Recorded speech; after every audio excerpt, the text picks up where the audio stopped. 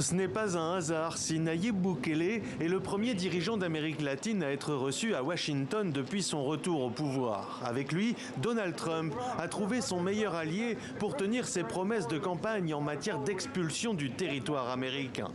Le jeune président salvadorien est engagé dans une lutte sans merci contre les gangs. Il a fait construire dans le centre de son pays un gigantesque complexe pénitentiaire destiné à ce qu'il appelle lui aussi des terroristes. En mars dernier, il se disait prêt à y incarcérer des criminels expulsés des États-Unis, une aubaine pour Donald Trump qui y a déjà envoyé quelques 250 personnes, en majorité des Vénézuéliens, des membres présumés de l'organisation criminelle internationale Tren de Aragua. À la question de savoir jusqu'à combien compte-t-il encore en expulser de ces criminels en situation irrégulière, le président américain répond. Autant que possible. Et j'ai juste demandé au président Bukele à propos de ce complexe massif qu'il a construit, ce complexe pénitentiaire, j'ai dit, pouvez-vous en construire d'autres s'il vous plaît?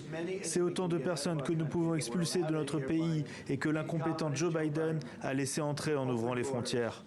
Pour se permettre de délocaliser et de sous-traiter la gestion de criminels présumés sans autre forme de procès, Donald Trump a réactivé une loi du XVIIIe siècle, normalement utilisée en temps de guerre. Mais dans la précipitation, son administration a été forcée de reconnaître au moins une erreur administrative concernant Quilmar Abrego Garcia, un immigré salvadorien, en principe inexpulsable depuis 2019. La justice américaine exige donc qu'il revienne aux États-Unis, mais l'administration Trump estime qu'elle ne peut plus rien pour lui tant qu'il est au Salvador, pas plus visiblement que le président du pays lui-même d'ailleurs.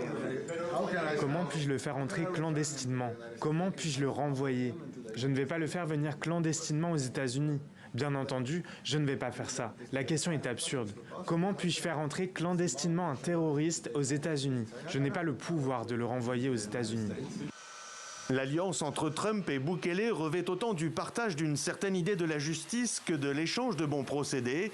Pour emprisonner sur son sol des criminels présumés, le Salvador a reçu 6 millions de dollars de la part de Washington.